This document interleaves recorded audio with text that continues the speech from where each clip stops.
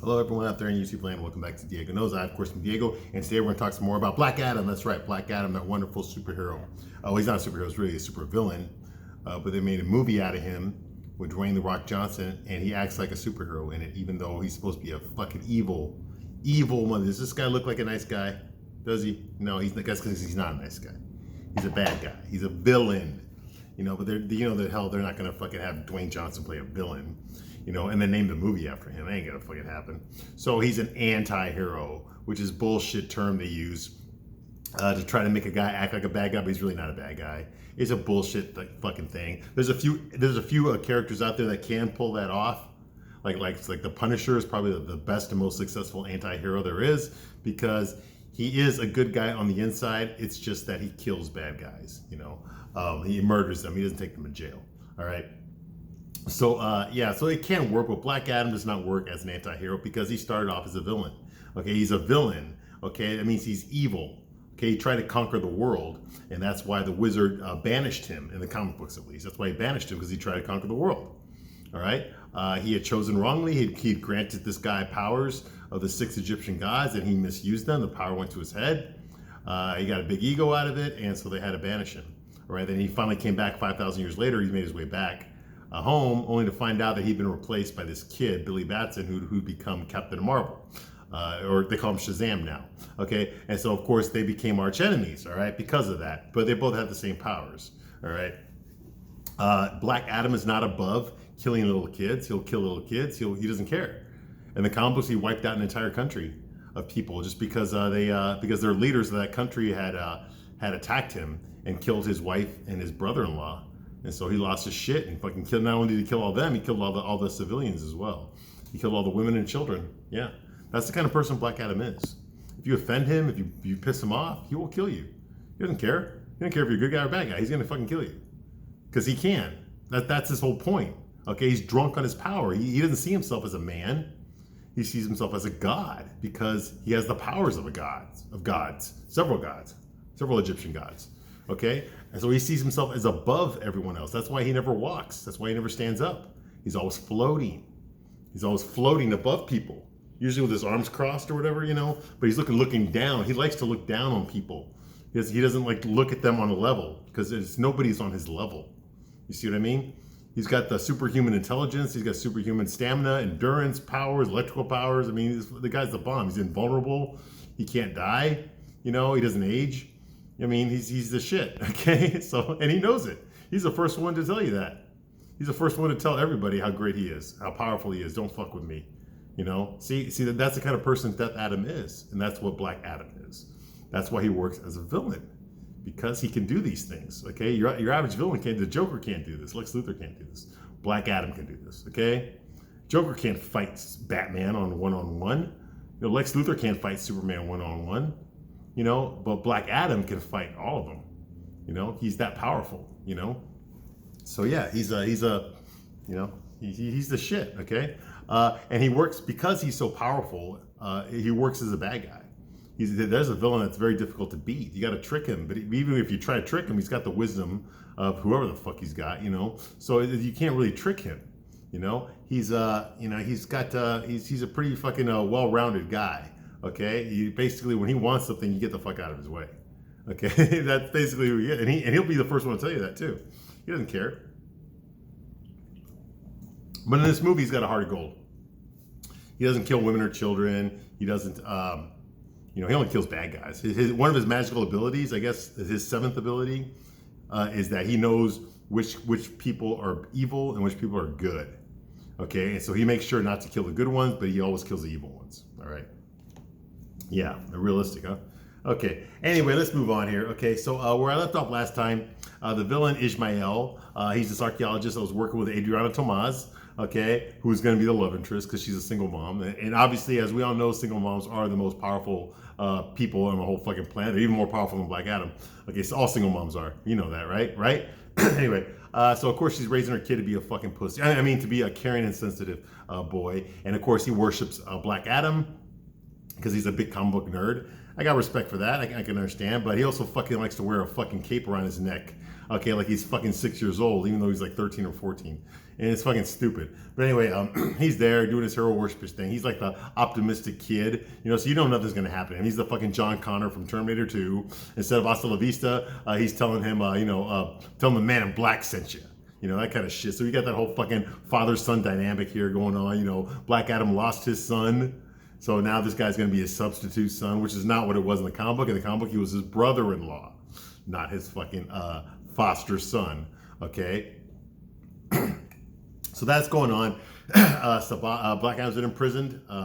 He set the word, took away his powers. He voluntarily gave himself up because he felt bad about hurting the kid, Amon. He felt bad because he exploded out of anger and nobody got hurt except, the bad guys all died, but the good guys are okay except for Amon, who apparently got injured. He got a little bump in the head or some shit. But anyway, he was fine like within 5 minutes. But because of that traumatized Black Adam so much, not killing all those people, throwing them through buildings, crashing their flying motorcycles, or ripping their arms off, burning them to death, electrocuting them until they're nothing but powder, that did not traumatize him. But, exploding and knocking this kid unconscious, that traumatized him. He realized that he's been a piece of shit this whole time and that he needs to fucking give up and never, ever become superhuman again. Okay, so he voluntarily surrenders and they lock him up. Okay, well, of course he escapes. Okay, but we're going to get to that. All right, so that's going on here. Blah, blah, blah. Let me turn on some light so we can see better. Okay, so that's going on here. Ishmael, he got the crown of Sabak. That's a MacGuffin, okay? This magical made of bullshitonium crown. He got it. He was wearing it when Black Adam killed him for kidnapping Amon. All right, he went to hell. The demons in hell gave them their powers. So he said the word Sabak. He automatically turned into a big fucking Hellboy ripoff, okay, with a skirt on. All right, and a big fucking scar tattoo on his chest of a fucking pentagram. Okay, because we all know that's what the Egyptians were all about, pentagrams. So he's not this big fucking overpowered fucking super villain. Okay, finally, now it's the stereotype in all these fucking action movies, these superhero movies. Whenever you have two superheroes fight each other, what happens? They stop fighting each other, and then there's a third character there, and they team up to fight the third character, who's the real threat, right? Well, that's what Sabak is. He's just a fucking throwaway, forgettable villain. I don't know who the fuck he is. I never heard of him until I saw this fucking movie. I know he's been around the comic books, but nobody bought those fucking comic books. Okay. Nobody buys Captain Marvel comic books anymore, so they don't know who the fuck he is. This is going to be your introduction to him, even though they've been publishing this character for like 15 years now. Nobody knows or gives a fuck who he is. He's just a bag. He's just somebody to punch, okay? Because we can't have the superheroes punching each other all the time, because eventually one of them's going to get killed. Okay, eventually Black Adam's going to remember that he's got super strength when he punches Hawkman, and he's going to fucking punch his head right fucking off, helmet and all. Okay, well, we can't have that happen. Okay, because Hawkman's a good guy. All right, so we got to find somebody for Black Adam to punch, somebody for the good guys to punch, because when they punch each other, they get down, they get right back up. Okay, but when they punch bad guys, they die immediately. Okay, so now we got to have a bad guy that can take a punch. And finally, we have one, Sabak. So he shows up. He comes out of the water. How the fuck did that happen? His dead body was inside the fucking Hawk plane, and somehow he comes out of the water. If there's a scene where his dead body fucking ejected itself from the Hawk plane into the water, and then he rises as Sabak. I did not fucking see it. I missed it because I don't give a shit. But anyway, he rises out of the water. Okay, the JSA attack him. He actually grabs the fucking plane. He grabs the Hawk plane and throws it. He throws it into fucking the country of Kandak. Okay, and by country, I mean a little fucking town with a fucking town square. Okay, that consists of the country of Kandak. And population is like what, 50 extras? That's the population of Kandak. Okay, anyway, so that's going on here. The JSA attack him, Amon and Adriana, they run out of there. Okay, so they're out on the ground. Okay, and they crash the Hawk, and Sabak crashes the Hawk ship into the middle of the city. So now the fucking the Hawkmobile, the Hawk plane is fucking trash, even though it's supposed to be made of bullshitonium, indestructible metal. Okay, so the JSA attack Sabak. Okay, Hawkman tells the team, which consists of himself as a team leader, Dr. Fate, okay, Atom Smasher, this big fucking pussy kid, okay, and Cyclone, this pretty fucking girl who controls wind. Yeah, this is the team they sent to defeat a fucking god. But anyway, now they're gonna fight a different god. Okay, so they go attack. Hawkman says no matter what happens, okay, he does not sit down on that throne. Now inside the ancient temple, which they blew up 5,000 years ago, Black Adam blew it up, but now I guess sometime in the past it got rebuilt to look exactly like it did back then. Yeah, there's a throne there. There's a throne. Okay, and Sabac's mission, the deal he made with the demons in hell, was that once he comes back to Earth in his new superhuman evil body, he needs to sit down on the throne of Kahndaq, and that way he will conquer the world. Yeah, I know, realistic, right? So anyway, that's what he's doing. He's walking towards the fucking temple. He's gonna sit on that fucking throne and take a shit. Okay, well, Hawkman tells him, no matter what happens, he does not sit on that throne. Okay, so they all attack him. All right. Okay, Hawkman's like he armors up. You know, he got the helmet on, the mace. He's got the mace, the wings, the fucking chest harness, the shield. He's ready to fucking go. All right. So there's a big battle between Hawkman and Sabbac. Okay, which is a pretty cool scene. There's a scene where they're facing each other. You know, and at one point Hawkman has his shield up, his wings are spread out, and his mace turns into a fucking axe. And he's like so ready to fight this guy. Now, I will say this about Hawkman. I think. I said earlier in one of my earlier videos that this guy, Aldris Hodge, this is playing Hawkman, I think it was a bad choice. I said that in one of my first videos when I was reviewing this movie, because he's black. And Hawkman is not black in the comics. He's never been black in the comics. He's always been Caucasian. Yes, there's been a human version of him. There's been an alien version of him. Okay, but he's always been Caucasian. He's always been a white guy. All right? And now they made him as a black guy, which pisses me off. Okay, this does not endear him to anybody. Okay, you're not going to win over the comic book fans by race swapping these characters. They race swapped Cyclone as well. In the comic book, she was a redheaded white girl. Now, I don't give a shit who she is. I didn't read about her. I don't care. She's a throwaway nothing character. Okay, but if you're going to do that, why don't you just fucking make Atom Smasher black? Okay, in the comic book, he's Jewish. Why don't you just make him fucking black? Because why not? You know, why not? Okay, why don't you just make Dr. Fate Asian? No, he's not Asian in the comic books. He's a white guy, but why not? Just fucking do it already. Why do you got to race swap everybody? This is fucking bullshit. Okay, your main character, Black Adam, is not white. So if you're afraid that there's too much fucking white people in this fucking movie, first of all, this movie takes place in the fucking Middle East. Okay, so you're gonna have a lot more Middle Eastern people than you are fucking Caucasians. Okay, so what the fuck? Okay, Black Adam, Dwayne Johnson is not fucking white. His mother was Samoan, his dad was black.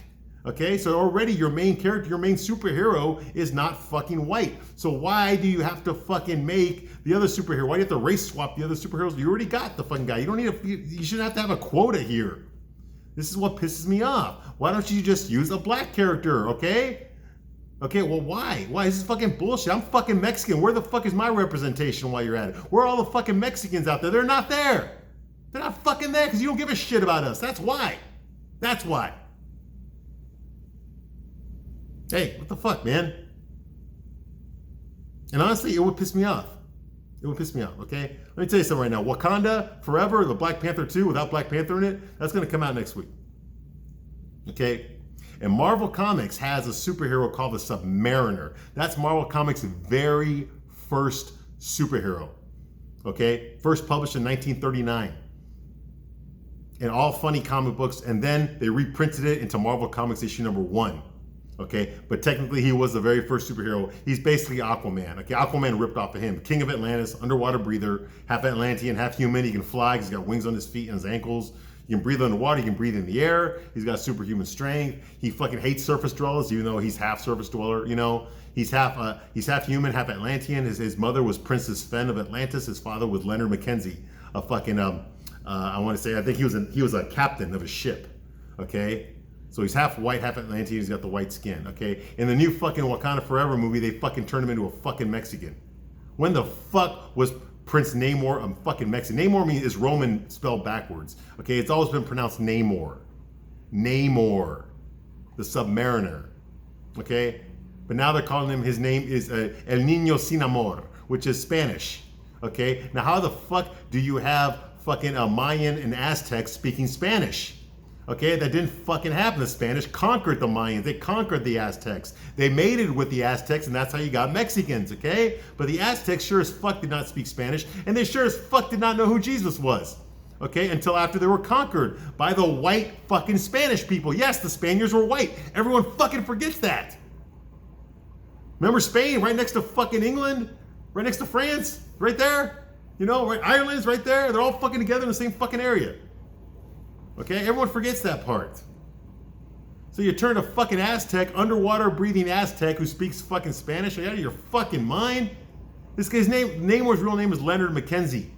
But does Mackenzie sound fucking Aztec to you? No, because it's fucking not. It's Irish or Scottish. What the fuck? This is what I'm talking about. They're race swapping people. I'm Mexican, okay, and it pisses me off that they made a fucking a guy who's half white, half Atlantean. They made him fucking Mexican. That fucking pisses me off. That pisses me off. Okay. Don't fucking do that. Don't fucking do that. And that's what they're doing here. Okay. Now the reason I'm digressing is because initially it pissed me off that they made Hawkman black. Okay, because he was never black in the comic books. Okay, it bothered me a lot. But having seen Aldris Hodge's performance in this movie, okay, I'm gonna take it back. Okay, I'm gonna take it back. Okay, I think he fucking did a great job as Hawkman. All right, I'm retracting my statement. I was wrong. I was wrong. Okay, he was good as Hawkman. I still don't agree. He does not look like Hawkman. He does not. I'm sorry, he does not. Look at Hawkman in the comic books, then look at Aldris Hodge's Hawkman. He does not look like Hawkman, but having said that, he does act like Hawkman. He does act like he's got the personality of Hawkman. Okay, he got it right. This guy loves to fucking fight. He'll fight anybody, even if he's completely outclassed. He's still gonna fight. He's gonna fight to the death because that's who he is. He doesn't care about dying. He just gets reincarnated again. All right, so he never really dies. Okay. He's got the Thanagarian weapons, the wings. I mean, okay. So yes, Aldris Hodge sold me on Hawkman. He did a great fucking job as Hawkman. He did. I admit it. I'm gonna eat what I fucking said earlier. He fucking did a great job as Hawkman because I've already seen the movie like 6 times now. Okay, so I know what I'm talking about, and he fucking nailed the character. He got the character right. So I take back what I said. All right. Yes, Aldris Hodge was great as Hawkman. Okay, he was great. All right, and he plays Hawkman here. He's fighting Sabak. He knows he can't beat this guy. Dr. Fate already told him that I already saw the future and you die in it. So so he already knows he's gonna die. He doesn't give a shit. He's not afraid of dying. He's gonna die fighting. That's Hawkman. He will die fighting. He's a fucking warrior. He will die fighting. That's who he is. Okay, he'll fight Superman even though he can't win. He'll fight Black Adam even though he can't win. He doesn't care. He's a warrior. You know, and you gotta have respect that because you don't really see guys like this anymore in movies, in superhero movies. Okay, you don't. That's called toxic masculinity. You know, you can't have that anymore.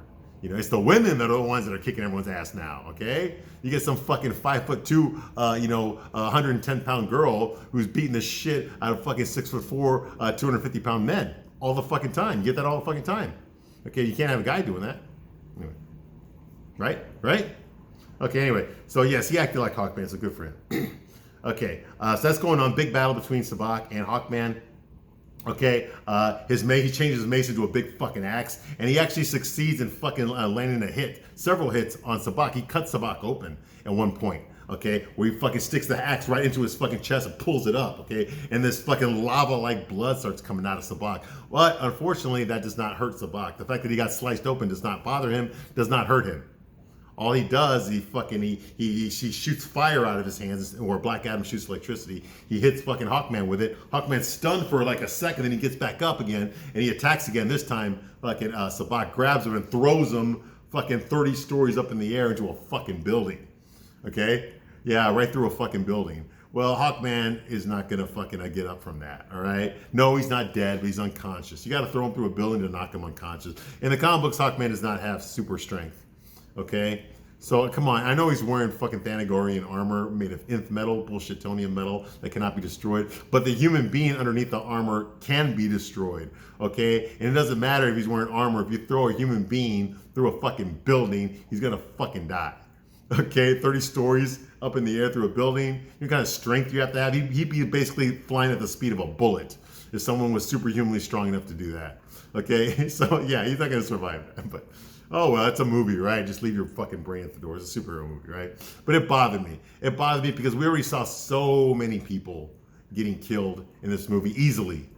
You know, and they justify it because, well, Black Adam's superhuman. He's like Superman, you know? He fucking, I mean, people are like insects to him. He kills them that easily. But now, when it's against a superhero, well, I guess they're not insects. I guess they can take it, you know, because they get back up. You know, it is bullshit. It's bullshit. Anyway, so that's going on here. Big fight, okay? Cyclone attacks Sabak as well. She forms some fucking tornadoes. Okay, she hits Sabak with a car. He doesn't give a fuck. Adam Smasher fucking knees him. He grows giant and he fucking knees fucking Sabak. Sabak just fucking knocks him over. It doesn't matter. Okay, even though he's 60 feet tall. Sabak fire blasts Adam and Cyclone. He fucking hits them with the fucking fire. All right, so they're out. Now, no, they're not burned to death. They don't even have any fucking first, second, or third degree burns. They're just out. Okay, now this was a human being, of course, they would have fucking caught on fire and turned into fucking ash. Okay, but since it's fucking Cyclone and Adam, they're just, oh, God. You know, it just knocks them out. It pisses me off. It's like those fucking old cartoons. You ever watch X-Men from the 90s? You remember that cartoon? Okay, remember they were shooting lasers at each other? Whenever a laser blast would shoot, whenever a laser blast would like shoot and it would miss, whenever it hit a wall or hit a car or something, it'd blow up. Like they shoot a laser in the wall and make a hole through the wall, you know, or it'd blow up the building, or it'd blow up a car, or if they shot it at a plane, the plane would explode, you know. But whenever they shot a person, it was like, ugh, and that person would be stunned, you know, and then they fucking regain consciousness like 10 seconds later. Damn, that hurt. Remember that? Okay, that's what's going on here. Okay, it's like if the good guys get hit with fire, they don't burn, they just get knocked out. They're just unconscious. You know, it's like the old cartoon, like Voltron. You remember Voltron from the fucking Mold? Okay, whenever the evil road beast would be fighting the robot, okay, Voltron hits you with the sword, he cuts the road beast in half, it explodes, it's dead. But whenever the fucking road beast like grabs Voltron, he always electrocutes Voltron for some fucking reason. He always electrocutes him, and all the pilots inside Voltron, they're all like, ah, and then they fucking snap out of it, and then they fucking kill the beast. You know, you ever notice that? It's kind of like that, okay? It's like, okay, you know, whenever you hit the good guy, he's like, ah, but then he gets snaps out of it. Whenever you hit the bad guy, they're dead. You know, it's just, yeah, you know, it's just, I know this movie is just pointing that shit out. I'm a grown man. I'm an adult, all right? I noticed these things. What the fuck, man? Come on. You gotta fucking give the script a little more of an IQ boost. Okay? Don't fucking have this guy blow up a building with fire, and then when he hits a good guy with that same fire, they're just knocked down. Come on. This is stupid. Anyway, so that's going on. Okay. Hawkman slash Sabak, I already told you that, right through his fucking chest, has no effect. Sabak throws him into a fucking building. Okay, but he's still alive, like I said. Sabak decides to float towards the throne, so he's making his way. They can't stop him. He's making his way towards the throne. Now, Dr. Fate tells Hawkman something. He says, like, this is it. This is it. We cannot win, Carter. You know, and Hawkman says, like, yeah, but the world burns if we don't, right? Bad plan is better than no plan. That's what we've been saying this whole movie. So Hawkman knows he's gonna die, but he's still gonna fucking get up and fight. This is basically Dr. Fate telling Hawkman, okay, this is the time, this is the point where you die. Okay? So don't go up there, don't fight him. And he's like, yeah, well, you know, he's gonna blow up the world if we don't, so I got no choice. I'm going. All right? And he starts staggering up there, which is Hawkman. That is Hawkman's character. He will fight to his last breath.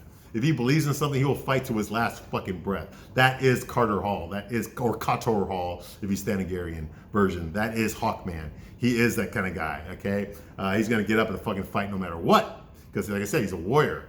Okay, well, of course, Adam Smasher and Cyclone join him. They start, you know, making their way up the steps into the temple. They gotta stop fucking Sabak. All right. Dr. Fate sees all this, and he takes a moment to really think about it, you know, about what he's gonna do next. You know, he stares at them for a while. Okay, and then finally, Dr. Fate creates a force field that blocks them from entering the temple. So they're basically stopped. Okay, and they're like, "What's going on? What's going on here?" Okay. Well, Dr. Fate appears on the other side of the force field until he tells Hawkman straight up. You know, he's floating up in the air. You know, and he tells Hawkman, he says, "Like, I didn't tell you my whole vision. I did see you die, but I also saw a way to prevent it." You know? And Hawkman's like, "What? No, it's supposed to be me!" And Dr. Fate's like, "I've lived an extraordinary life, Carter, but with one foot in the future. For the first time in 100 years, when I look ahead, I see nothing. And it's beautiful. Goodbye, my dear friend." And he puts on the fucking helmet and he flies. He goes in there. He goes in there to fight Sabak alone. All right. And of course, Carter's like, oh, no, come here, no. You know, because all three of them are really. Hawkman, Atom Smasher, and Cyclone. He's screaming. He's trying to stop him. He's trying to fucking break the force field, but he can't, okay? To no effect. So Dr. Fate flies to the temple, okay, and he battles Sabak. He challenges Sabak right then and there, okay? So he multiplies himself. Now, have you seen Doctor Strange? He does this in his movies too. Doctor Strange is actually a ripoff of Dr. Fate. Dr. Fate came first, but Doctor Strange's movie came before Dr. Fate's movie. Anyway, so he makes multiples of himself, just like Doctor Strange did in fucking Infinity War. Okay, he makes multiples of himself and he attacks fucking Sabak. Okay, it's a cool trick because the special effects are really good when he does that. He can create like these fucking like golden force fields made of fucking like magical stones. It's weird. Impaled him with it to try to hold him down. It doesn't work. He's too powerful, but at least he's trying. He's trying to fucking attack this guy, you know. And he has this speech. Now Dr. Fate's got that fucking echo voice, you know, with his helmet. He gives him the supernatural voice, which is really cool. He's like, I am Dr. Fate, sorcerer and agent of the Lords of Order and Chaos, defender against darkness. But even my powers cannot defeat you. You know, but he attacks Sabak, makes multiple of himself. So Sabak's being attacked by all angles here, okay? Like I said, like Doctor Strange did in the way Doctor Strange fought Thanos in Infinity War. It's awesome. It's pretty cool, okay? From all directions, I thought it was a very cool scene, okay? Sabak's like, and Sabak says, no one can defeat me. You know, so Dr. Fate is on, you know, Dr. Fate says there is one, and now we go over to where Black Adam is. Now Death Adam is locked up in an underwater cell somewhere in Antarctica, somewhere underneath the fucking icebergs in Antarctica. He's trapped in a cell. Dr. Fate appears before him and fucking lets him out. Okay, he lets him out. He wakes him up and lets him out.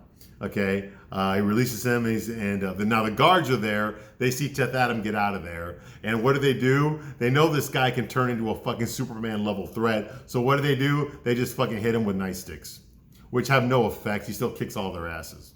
Now, why the fuck they don't have any guns, or why they don't have anything?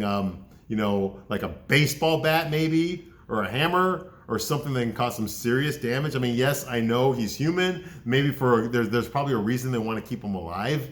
Okay, but that doesn't mean they can't fucking break his fucking kneecaps or something. Okay, he'll still be alive, you know, but you know he'll know not to fucking try to get away again. But they don't do that. They just try to punch him and shit. And despite the fact that they're wearing helmets, okay, and Death Adam is not wearing helmets, I know he's actually got the device on his mouth. Okay, so he can't talk. He still kicks all their asses. Like I said, nobody had a gun, nobody had a knife, nobody had a baseball bat, nobody had anything, you know, that could cause some serious damage to Death because he's in his human form right now. Nope, he fights them all off and kicks all their asses. He makes it to the force field where he goes outside into the water and he starts swimming towards the surface. Now, they're in Antarctica. Okay, that water has got to be a good fucking, 20 below maybe? Okay, maybe it's 10 degrees. Yeah, maybe not 20 below. That would be free. That would be ice. But maybe it's, 10 degrees, 20 degrees. Okay. We don't know how deep down he is underneath the ocean, but it's got to be pretty fucking far down there. Okay. That water alone would have put him into shock. Okay. He would have had a heart attack right away, or would have drifted into hypothermia pretty fucking, which he kind of does. You know, but the movie makes it look like he's drowning, and he finally just decides to surrender and quit trying to breathe. You know, but anyway, he's swimming up there in fucking 20-degree water. You know, whatever, I don't fucking know. Okay, and he starts having visions while he's swimming, and nobody chases him, by the way. Nobody swims after him. They just fucking stay there and let him go. They don't have any boats in case this happens. Who knows how many superpowered motherfuckers are locked up in there. But in case one of them gets away, they have no contingency plan. If they make it outside into the water, they're free. Or at least they'll die in the fucking cold. You know? But so he has visions, okay, of his dead family, his dead wife and his son Harut. Okay, he's having a near-death experience, or an actual death experience, and in his near-death experience, he sees them, He sees his wife and he sees Harut, his son, the one that died in front of him, died in his arms. And he hugs both of them and he tells them, I'm back. I'm sorry I was gone, I missed you so much, It's very touching. It's a very touching scene, okay? Okay, that's going on here, okay. Meanwhile, Dr. Fate did tell him while he was fighting the guards that he can be that you can destroy this world or you can be its savior. So while he's fighting the guards, he says, you believe that you are not worthy because the wizards did not choose you. But fate does not make mistakes. And neither did your son.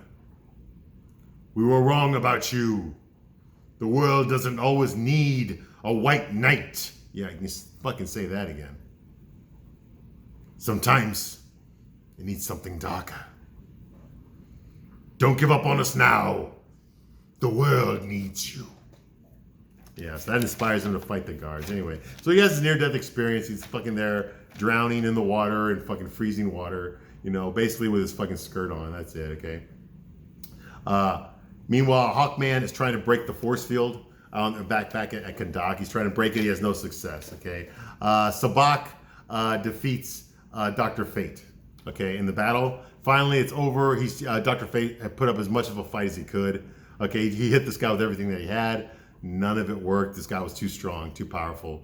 So finally, Sabbac defeats Dr. Fate. He fucking impales him, which is exactly the vision that he saw. Okay, he impales him, and he actually looks. Pierce Brosnan playing Dr. Fate actually looks like he's happy about it. Like weird. Like he smiles, like he knew it was coming. I thought it was kind of weird. Anyway, Hawkman finally, when Dr. Fate gets impaled, he lets down the force field. So now Hawkman and the rest, they run in there. And he gets there just in time to see fucking Kent Nelson, Dr. Fate, impaled and, like that. Okay, all right, like, no! Okay, of course. That happens in every fucking movie, although I do think Luke Skywalker did it best in A New Hope. All right, but the typical, the standard, you're like, no! Which happens in every fucking movie. All right. Now, Sabbac makes it to the throne of Kahndaq. He actually goes up there and he sits down on it. Okay. And you know how, like, in every fucking big budget action movie, there's a fucking big blue light in the sky? Well, in this movie, it's a big red light in the sky. But it's the same fucking thing. He shoots a big fucking red light into the fucking sky and it opens. Boom. All right. Okay. Now we're going to get to the main battle. Okay. I am going to leave right now, but I will be back soon to continue my discussion review of Black Adam. Thank you for watching this long. And I'll see you soon on the next one. Bye.